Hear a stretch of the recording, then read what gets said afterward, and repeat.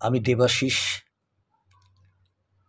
পাঠ করে শোনাচ্ছি বিভূতিভূষণ বন্দ্যোপাধ্যায়ের লেখা উপন্যাস দৃষ্টি প্রদীপ। আজকে শুনুন চতুর্থ পর্ব। শুরু করছি দৃষ্টি প্রদীপ। আমাদের দেশের গ্রামে পৌঁছলাম পরদিন বেলা 9টার সময়ে। বাবার মুখে শুনেছিলাম গ্রামের নাম আটঘরা। স্টেশন থেকে মাইল 2-2.5 দূরে, জেলা দক্ষিণ 24 পরগনা। এত বাঙালি পরিবারের বাস একসঙ্গে দেখে মনে বড় আনন্দ হলো। আমরা কখনো ফসলের ক্ষেত দেখিনি। বাবা চিনিয়ে দিলেন পাটের ক্ষেত কোনটা, ধানের ক্ষেত কোনটা। এ ধরনের সমতল ভূমি আমরা দেখিনি কখনো। রেলে আসবার সময় মনের অভ্যাসে কেবলই ভাবছিলাম, এই বড় মাঠটা ছাড়ালেই বুঝি পাহাড় আরম্ভ হবে। সেটা পার হয়ে গেলে মনে হচ্ছিল এইবার নিশ্চয়ই পাহাড়। কিন্তু পাহাড় তো কোথাও নেই। জমি উঁচু নিচুও নয়, কি অদ্ভুত সমতল। যতদূর এলাম শিলিগুড়ি থেকে সবটা সমতল। ডাইনে বাঁয়ে সামনে সব দিকে সমতল। এক আশ্চর্য ব্যাপার। দাদা এর আগে সমতল ভূমি দেখেছে, কারণ সে জন্মেছিল হনুমাননগরে। নতুন অভিজ্ঞতা হলো আমার ও সীতার। আমাদের বাড়িটা বেশ বড়, দোতলা, কিন্তু পুরনো ধরনের। বাড়ির পেছনে বাগান, ছোট একটা পুকুর। আমরা যখন গাড়ি থেকে নামলাম, বাড়ির মেয়েরা কেউ কেউ দোরের কাছে দাঁড়িয়েছিলেন। তার মধ্যে জ্যাঠাইমা কাকিমারাও ছিলেন। মা বললেন, প্রণাম করো। পাড়ার অনেক মেয়ে দেখতে এসেছিলেন। তাঁরা সীতাকে দেখে বলা বলি করতে লাগলেন, কি চমৎকার মেয়ে দেখেছ, এমন রং আমাদের দেশে হয় না, পাহাড়ের দেশে বলে হয়েছে। দাদাকে নিয়েও তারা খুব বলা বলি করলে। দাদার ও সীতার রং নাকি দুধে আলতা। আমার মুখের চেয়ে দাদার মুখ সুন্দর। এসব কথা আমরা শুনলাম। চা বাগানে এসব কথা কেউ বলেনি। আর একটা লক্ষ্য করলাম, আমাদের গাঁয়ের মেয়েরা প্রায় কালো। চা বাগানের অনেক কুলি মেয়ে এর চেয়ে ফর্সা। আমাদের থাকবার ঘর দেখে তো আমরা অবাক। এত বড় বাড়িতে এ ঘরটা ছাড়া তো আরও কত ঘর রয়েছে। নিচের একটা ঘর, ঘরের ছাদে মাটির নিচের কড়িকাঠ ঝুলে পড়েছে বলে খুঁটি ঠেকানো। কেন ওপরের দোতলায় তো কত ঘর। এত বড় বাড়ি তো, অন্য ঘরে জায়গা হবে না কেন? এই খারাপ ঘরটাতে আমরা থাকবো কেন? দেখলাম বাবা মা বিনা প্রতিবাদে সেই ঘরটাতেই আমাদের জিনিসপত্র তুললেন। 3-4 পরে জ্যাঠাইমা একদিন আমায় জিজ্ঞেস করলেন, আরে তোর মাকে নাকি সেখানে মেমে পড়াতো? আমি বললাম, হ্যাঁ জ্যাঠাইমা। গর্বের সুরে বললাম, আমাকে, দাদাকে, সীতাকেও পড়াতো। জ্যাঠাইমা বললেন, তাদের সঙ্গে খাওয়া দাওয়া ছিল নাকি তোদের? আমি বাহাদুরি করে বললাম, তারা এসে চা খেত আমাদের বাড়ি, আমাদের বিস্কুট দিত, কেক দিত। খেতে তাদের ওখানে গেলে চা খাওয়াতো। জ্যাঠাইমা টানা টানা সুরে বললেন, মা গো মা, কি হবে, আমাদের ঘরে দোরে তো যখন তখন উঠছে, হিঁদুর ঘরে যার জন্ম আর রইল না। আমি তখন বুঝতে পারিনি কেন জ্যাঠাইমা এরকম বলছেন। কিন্তু শুধু এ কথা নয়, আমি ছেলে মানুষ, অনেক কথাই তখন জানতাম না যে এই বাড়িতে আমার বাবার অংশটুকু অনেক দিন বিক্রি হয়ে গিয়েছে। এখন যে এঁদো ঘরে আমরা আছি, সে ঘরে কোনো ন্যায্য অধিকার আমাদের নেই। জ্ঞাতি জ্যাঠামশাইরা অশ্রদ্ধা ও অবজ্ঞার সঙ্গে থাকতে দিয়েছেন মাত্র। জানতাম না যে আমার বাবা বর্তমানে অর্থহীন, অসুস্থ ও চাকুরিহীন শরিকের বাড়িতে আশ্রয় প্রার্থী। আরও জানতাম না যে বাবা বিদেশে থাকেন, ইংরেজি জানেন ও ভালো চাকুরি করেন বলে এদের চিরদিন ছিল হিংসে। আজ এই অবস্থায় হাতের মুঠোর মধ্যে পেয়ে তারা যে এতদিনের সঞ্চিত গায়ের ঝাল মেটাতে ব্যগ্র হয়ে উঠবেন, সেটা সম্পূর্ণ স্বাভাবিক ও ন্যায়সঙ্গত। চাকুরির অবস্থায় মাকে নিয়ে বাবা কয়েকবার এখানে এসে চাল দেখিয়েছিলেন।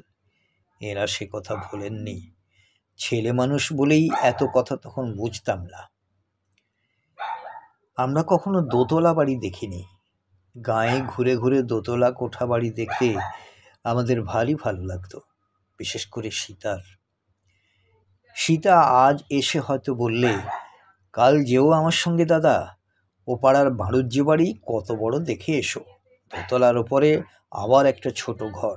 সত্যি দাদা, আমাদের গ্রামে খুব লোকের বাস।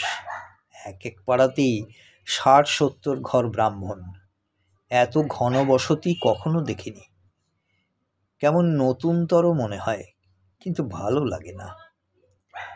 এতে যেন মন হাত পা ছড়াবার জায়গা পায় না। সদাই কেমন অস্বস্তি বোধ হয়।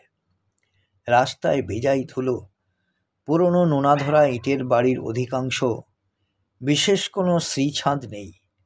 পথের ধারে মাঝে মাঝে গাছপালা, সেসব গাছপালা আমি চিনি নে, নামও জানি নে, কেবল চিনি কচু গাছ ও লাল বিছুটি। এদের হিমালয়ে দেখেছি বলে নয়, কচুর ডাঁটার তরকারি এখানে এসে খেয়েছি বলে। আর আমার খুড়তুতো ভাই বিশু একদিন সীতাকে বিছুটির পাতা দেখিয়ে বলেছিল, এর পাতা তুলে গায়ে ঘষতে পারিস। বেচারি সীতা জানতো না কিছু। সে বাহাদুরি দেখিয়ে এক মুঠো পাতা তুলে বাঁ হাতে আচ্ছা করে ঘষেছিল। তারপর আর যায় কোথা। এসব জায়গা আমার চোখে অত্যন্ত কুশ্রী মনে হয়। মন ভরে ওঠে এমন একটা দৃশ্য এর কোনো দিকেই নেই। ঝর্ণা নেই, বরফে মোড়া পর্বত পাহাড় নেই, আরও কত কি নেই। সীতারও তাই। একদিন সে চুপি চুপি বললে, এখানে থাকতে তোমার ইচ্ছে হয় দাদা? আমায় যদি এখনই কেউ বলে চা বাগানে চলো, আমি বেঁচে যাই। আর একটা কথা শোনো দাদা, জ্যাঠাইমা কি খুড়িমার ঘরে অত যেও না যেন, ওরা আমাদের দেখতে পারে না। ওদের বিছানায় গিয়ে বসেছিলে কেন দুপুরবেলা? তুমি উঠে গেলে কাকিমা তোমায় বললে, অসভ্য পাহাড়ি ভূত, আচার নেই বিচার নেই, যখন তখন বিছানা ছোঁয়। যেও না ওদের ঘরে যখন তখন, বুঝলে? ছোট বোনের পরামর্শ বা উপদেশ নিতে আমার অজ্ঞজ গর্ব সংকুচিত হয়ে গেল। বললাম, যা যা, তোকে শেখাতে হবে না। কাকিমা মন্দ ভেবে কিছুই বলেননি। আমায় ডেকে তারপরে কত বুঝিয়ে দিলেন, পাছে আমি রাগ করি, জানিস তা? বলা বাহুল্য, আমায় ডেকে কাকিমার কৈফিয়ত দেওয়ার কথাটা আমার কল্পনা প্রসূত। আমাদের জীবনের যে অভিজ্ঞতা এই 4 মাসের মধ্যেই সঞ্চয় করেছি, তা বোধহয় সারা জীবনেও ভুলব না। আমরা সত্যিই জানতাম না যে সংসারের মধ্যে এত সব খারাপ জিনিস আছে। মানুষ মানুষের প্রতি এত নিষ্ঠুর হতে পারে। যাদের কাছে জেঠিমা কাকিমা দিদি বলে হাসি মুখে ছুটে গিয়েছি, তারা এতটা হৃদয়হীন ব্যবহার সত্যিই করতে পারে। কি করে জানবই বা এসব? মুশকিল এই যে এত সাবধানে চললেও পদে পদে আমরা জ্যাঠাইমাদের কাকিমাদের কাছে অপরাধী হয়ে পড়ি। আমরা লোকালয়ে কখনো বসবাস করিনি বলেই হোক, বা এদের এখানকার নিয়মকানুন জানি নে বলেই হোক, বুঝতে পারিনি যে কোথায় আমাদের অপরাধ ঘটছে বা ঘটতে পারে। রাত্রে যে কাপড়খানা পরে শুয়ে থাকি, সেইখানা পরনে থাকলে সকালে যে আলনা ছুতে নেই, তার দরুন আলনা শুদ্ধ কাঁচা কাপড় সব নোংরা হয়ে যায়, বা বাড়ির আশপাশের খানিকটা সুনির্দিষ্ট অংশ পবিত্র, কিংবা সীমানা পেরিয়ে গেলেই হাত পা না ধুয়ে বা গঙ্গাজল মাথায় না দিয়ে ঘর দরে ঢুকতে নেই, এইসব কথা আমরা জানি নে, শুনিও নি, যুক্তির দিক দিয়েও বুঝতে পারি নে। আমাদের বাড়ির খিড়কিতে খানিকটা বন। একদিন বিকেলে আমি, সীতা ও দাদা সেখানে কুঁড়ে ঘর বাঁধবার জন্যে নোনা গাছের ডাল কাটছি। কাকিমা দেখতে পেয়ে বললেন, ওখানে গিয়ে জুটেছ সব? ভাগ্যিস চোখে পড়ল, এক্ষুনি তো ওইসব নিয়ে উঠে আসবে দোতলার দালানে। মা গো মা, মেলেচ্ছ খ্রিস্টানদের মতো ব্যবহার। আস্তাকুর ঘেঁটে খেলা হচ্ছে দেখো। সবাই সন্ত্রস্ত হয়ে চারিদিকে চেয়ে দেখলাম। আস্তাকুঁড়ের অন্য কোনো লক্ষণ তো নেই। দিব্যি পরিষ্কার জায়গা, ঘাসের জমি আর বনের গাছপালা। আমি অবাক হয়ে বললাম, কাকিমা, এখানে তো কিচ্ছু নোংরা নেই, এসে দেখুন বরং কেমন পরিষ্কার। কাকিমার মুখ দিয়ে খানিকক্ষণ কথা বার হলো না। তিনি এমন কথা জীবনে কখনো শোনেননি। তারপর বললেন, চোখে কি ঢেলা বেরিয়েছে নাকি? এঁটো হাঁড়ি কলসি ফেলা রয়েছে দেখছো না সামনে? কাঁচা কাপড় পরে কোন মেয়ে ছেলেটা এই বিকেলে পথ থেকে অত দূরে বন জঙ্গলের মধ্যে যায়? ওটা আস্তাকুড় হলো না? আবার সমানে তক্ক। তারপর খুড়িমা হুকুম দিলেন, আমাদের সবাইকে এক্ষুনি নাইতে হবে। আমরা অবাক হয়ে গেলাম। নাইতে হবে কেন? সামনে হাত তিনেক চারেক দূরে গোটা কতক ভাঙা হাঁড়িকুড়ি পড়ে আছে বটে, কিন্তু তার দরুন গোটা বনটা অপরিষ্কার কেন হবে তা বুঝতে পারলাম না। আমরা তিনজনে কেউ, বিশেষ করে এটা আরও বুঝতে পারলাম না যে পথ থেকে দূরে বনের মধ্যে বিকেলে কাপড় পরে যেতে দোষটা কিসের? চা বাগানে থাকতে তো কত দূর দূর আমরা চলে যেতাম, কাঠ রোড, পচাঙের বাজার। এখানেই বা কি বন? সেখানকার সুনিবিড় বনানী পদচিহ্নহীন নির্জন আধো অন্ধকার। কত দূরে যেখানে যেখানে গিয়েছি কাপড় পরেই তো গিয়েছি। দাদা একটু ভীতু, সে ভয়ে নাইতে রাজি হলো। আমি বললাম, সীতা, তুই আর আমি নাইব না, কখনো না। আমি যাই বলি তাই শোনা সীতার স্বভাব। সে বললে, খুড়িমা খুন করে ফেললেও আমি নাইব না দাদা। খুড়িমা আমাদের সাধ্যমতো নির্যাতনে কোনো ত্রুটি করলেন না, বাড়ি ঢুকতে দিলেন না। তার বড় ছেলে হারুদাকে বলে দিলেন আমাদের শাসন করতে। মাকে বললেন, তোমার এই ডাকাত মেয়ে আর ডাকাত ছেলেকে আজ কি দশা করি তার টেরই পাবে। আমার সঙ্গে সমানে তক্ক তো করলেই আবার আমার কথার উপর একগুঁয়েমি। মা ওদের বাড়িতে এখন এসে রয়েছে, ভয়ে কিছু বলতে পারলেন না। আমি সীতাকে সঙ্গে নিয়ে বাড়ি থেকে চলে গেলাম। ও পাড়ায় পথের ধারে শ্যামবাগচিদের পোড়ো বাড়ি, পেছনে তাদের বাগান, সেও পোড়ো। সারাক্ষণ আমরা সেখানে কাটালাম। সন্ধ্যার সময় দাদা গিয়ে ডেকে আনলে। বাড়িতে ঢুকতে যাব, কাকা দোতলা থেকে হেঁকে বললেন, ওদের বাড়ি ঢুকতে দিও না বলছি, ওরা যেন খবরদার আমার বাড়ি না মারায়, সাবধান। যেখানে হয় যাক, এত বড় আসপদ্দা সব। মা কিছু বলতে সাহস করলেন না, বউ মানুষ। বাবা বাড়ি ছিলেন না, চাকরির চেষ্টায় আজকাল তিনি বড় এখানে ওখানে ঘোরেন, কিন্তু পান না বোধ হয়। দু একদিন পরেই শুকনো মুখে ফিরে আসেন। সংসার একেবারে অচল। আমরা এক প্রহর রাত পর্যন্ত দরজার বাইরে দাঁড়িয়ে রইলাম। জ্যাঠাইমা, খুড়িমা, জ্যাঠামশাই, দিদিরা কেউ একটা কথাও বললেন না। তারপর যখন ওদের দোতলায় খাওয়া দাওয়া সারা হলো, আলো নিভল, মা চুপি চুপি আমাদের বাড়িতে ঢুকিয়ে নিলেন। বললেন, জিতু, খুড়িমার কথা শুনলি না কেন? ছি। আমি বললাম, উনি যে কথা বলেন মা, তার কোনো মানে হয় না। আচ্ছা মা, তুমিই বলো, আমরা সেখানে বনে বনে বেড়াতাম না? আমরা কি নাইতুম? আর বন কি আস্তাকুঁড়? অন্যায় কথা ওর কখনো শুনবো না মা, এতে উনি মারুন আর খুনি করুন। মা অতি কষ্টে কান্না সামলাচ্ছেন মনে হলো। বললেন, তুই যদি এরকম করিস তাহলে এ বাড়িতে ওরা আমাদের থাকতে দেবে না। আমাদের কি চেঁচিয়ে কথা বলবার জো আছে এখানে? ছি বাবা জিতু, ওরা যা বলে শুনবি। ওরা লোক ভালো না। আগে জানলে ভিক্ষে করে খেতাম, তবু এখানে আসতাম না। তোর বাবার যে একটা কিছু হলে হয়। বাবা কলকাতা থেকে দুপুরে বাড়ি ফিরলেন। কাপড় জামা এত ময়লা কখনো বাবার গায়ে দেখিনি। আমায় কাছে ডেকে বললেন, শোন জিতু, এই পুঁটলিটা তোর মাকে দিয়ে আয়। আমি একবার ওপাড়া থেকে আসি। ভট্টাচার্যদের নস্যির কারখানায় একটা লোকের নামে চিঠি দিয়েছে, ওদের দিয়ে আসি। আমি বললাম, এখন যেও না বাবা, চিঠি আমি দিয়ে আসবো ক্ষণ, তুমি বসে চাটা খাও। বাবা শুনলেন না, চলে গেলেন। বাবার মুখ শুকনো দেখে বুঝলাম যে জন্যে গিয়েছিলেন তার কোনো জোগাড় হয়নি, অর্থাৎ চাকরি। চাকরি না হলেও আর এদিকে চলে না। হাতের টাকা ক্রমশ ফুরিয়ে এসেছে। আমরা নিচের যে ঘরে থাকি, গরু বাছুরেরও সেখানে থাকতে কষ্ট হয়। আমরা এসেছি প্রায় মাস 4 হলো। এই 4 মাসেই যা দেখেছি শুনেছি তা বোধ করি সারা জীবনেও ভুলব না। যাদের কাছে জেঠিমা কাকিমা দিদি বলে হাসি মুখে ছুটে যাই, তারা যে কেন আমাদের ওপর এমন বিরূপ, কেন তাদের ব্যবহার এত নিষ্ঠুর, ভেবেই পাই না এর কোনো কারণ। আমরা তো আলাদা থাকি, আমাদের খরচে আমাদের রান্না হয়, ওদের তো কোনোদিন কোনো অসুবিধের মধ্যেই আমরা ফেলিনি। তবু কেন বাড়িসুদ্ধ লোকের আমাদের উপরও এত রাগ?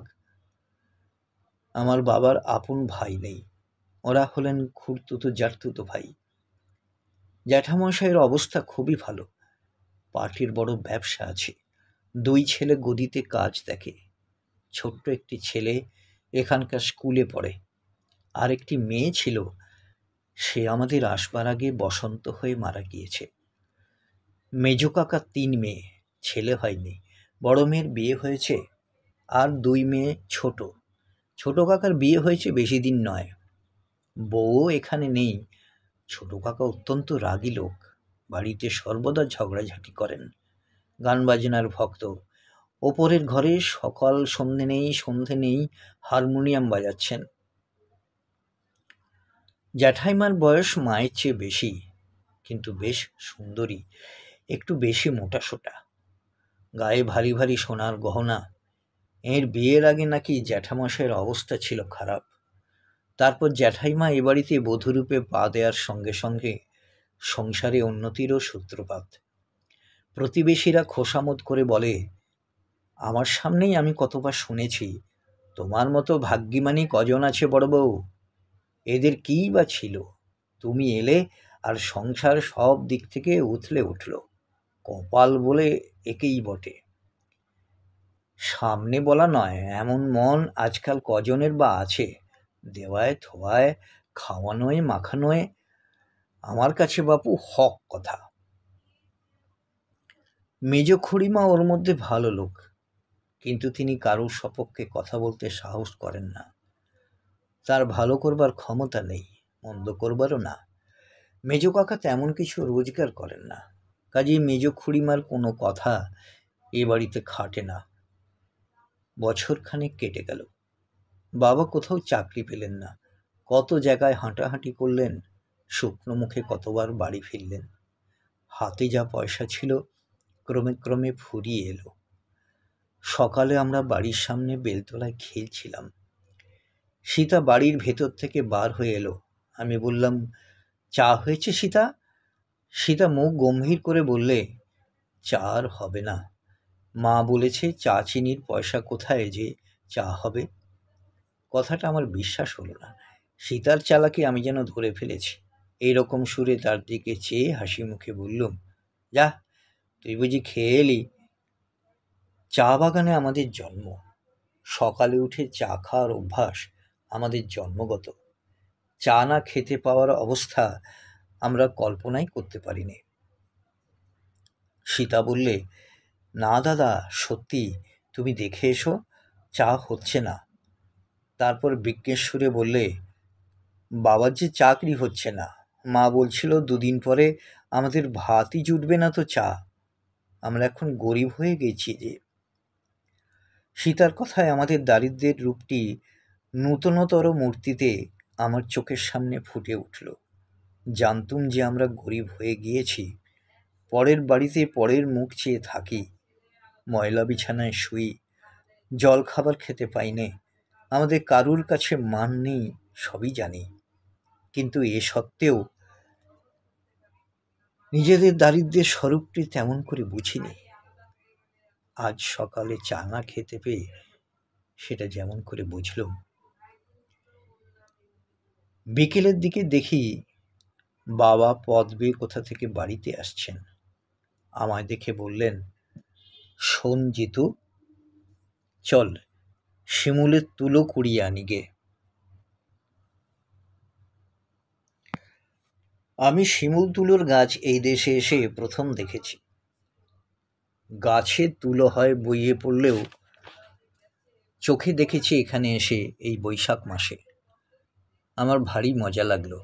উৎসাহ ও খুশির সুরে বললুম, শিমুল তুলো কোথায় বাবা? চলো যাই। সীতাকে ডাকবো? বাবা বললেন, ডাক ডাক, সবাইকে ডাক, চল আমরা যাই। বাবাও আমার পেছনে পেছনে বাড়ি ঢুকলেন। পরের দিন ষষ্ঠী ও দাদার জন্মবার। মা কোথা থেকে খানিকটা দুধ জোগাড় করে রান্নাঘরের দাওয়ায় উনুনে বসে বসে ক্ষীরের পুতুল করছিলেন। বাবার শুনে মুখ তুলেছে এক চমক। বাবার দিকে দেখেই একবার চকিত দৃষ্টিতে ওপরে জ্যাঠাইমাদের বারান্দার দিকে কি জন্য চাইলেন। তারপর পুতুল গড়া ফেলে তাড়াতাড়ি উঠে এসে বাবার হাত ধরে ঘরের মধ্যে নিয়ে গেলেন। আমার দিকে ফিরে বললেন, যা জিতু, বাইরে খেলা করবি যা। আমি অবাক হয়ে গেলাম। বলতে যাচ্ছিলাম, মা, বাবা যে শিমুল তুলো কুড়োবার, কিন্তু মার মুখের দিকে চেয়ে আমার মুখ দিয়ে কথা বার হলো না। একটা কিছু হয়েছে যেন, কিন্তু কি হয়েছে আমি বুঝলাম না। বাবা মদ খেয়ে আসেননি নিশ্চয়ই। মদ খেলে আমরা বুঝতে পারি। খুব ছেলেবেলা থেকে দেখে আসছি, দেখলেই বুঝি। তবে বাবার কি হলো? অবাক হয়ে বাইরে চলে এলুম। এখানকার স্কুলে আমি ভর্তি হয়েছি, কিন্তু দাদা আর পড়তে চাইলেন না বলে তাকে ভর্তি করা হয়নি। প্রথম কয় মাস মাইনের জন্যে মাস্টারমশাইয়ের তাগাদার চোটে আমার চোখে জল আসতো। 9.5 আনা পয়সা মাইনে, তাও বাড়িতে চাইলে কারো কাছে পাইনে। বাবার মুখের দিকে চেয়ে বাবার কাছে তাগাদা করতে মন সরে না। শনিবার সকালে স্কুলের ছুটি হবে। স্কুলের কেরানি রামবাবু একখানা খাতা নিয়ে আমাদের ক্লাসে ঢুকে মাইনের তাগাদা শুরু করলেন। আমার মাইনে বাকি 2 মাসের। আমায় ক্লাস থেকে উঠিয়ে দিয়ে বললেন, বাড়ি গিয়ে মাইনে নিয়ে এসো খোকা, নইলে আর ক্লাসে বসতে দেব না কাল থেকে। আমার ভারী লজ্জা হলো। দুঃখ তো হলোই। আড়ালে ডেকে বললেই তো পারতেন রামবাবু, ক্লাস সকলের সামনে। ভারী। দুপুরে রোদ ঝাঁঝা করছে। স্কুলের বাইরে একটা নিম গাছ, ভারী সুন্দর নিম ফুলের ঘন গন্ধটা। সেখানে দাঁড়িয়ে দাঁড়িয়ে ভাবলুম কি করা যায়। মাকে বলবো বাড়ি গিয়ে, কিন্তু জানি মায়ের হাতে কিছু নেই। এখনই পাড়ায় ধার করতে বেরোবে, পাবে কি না পাবে, ছোট মুখ করে বাড়ি ফিরবে। ওতে আমার মনে বড় লাগে। হঠাৎ আমি অবাক হয়ে পথের ওপারে চেয়ে রইলুম। ওপারে সামুনাপিতের মুদিখানার দোকানটা আর নেই। পাশেই সে ফিতে ঘুণসির দোকানটাও নেই। তার পাশের জামার দোকানটাও নেই। একটা খুব বড় মাঠ। মাঠের ধারে বড় বড় বাঁশ গাছের মতো কি গাছের সারি, কিন্তু বাঁশ গাছ নয়। দুপুরবেলা নয়, বোধ হয় যেন রাত্রি, জ্যোৎস্না রাত্রি। দূরে সাদা রঙের একটা অদ্ভুত গড়নের বাড়ি, মন্দির হতে পারে। নিম গাছের গুঁড়িটাতে ঠেস দিয়ে দাঁড়িয়েছিলুম। সাগ্রহে সামনের দিকে ঝুঁকে ভালো দেখতে পাওয়া গেল। তখনও তাই আছে, জ্যোৎস্না ভরা একটা মাঠ, কি গাছের সারি, দূরের সাদা বাড়িটা। 2 মিনিট, 5 মিনিট, তাড়াতাড়ি চোখ মুছলাম। আবার চাইলুম। এখনো অবিকল তাই, একেবারে এত স্পষ্ট, গাছের পাতাগুলো যেন গুনতে পারি, পাখিদের ডানার সব রং বেশ ধরতে পারি। তারপরেই আবার কিছু নেই। খানিকক্ষণ সব শূন্য। তারপরেই সামুনাপিতের দোকান, পাশেই ফিতে ঘুণসির দোকান।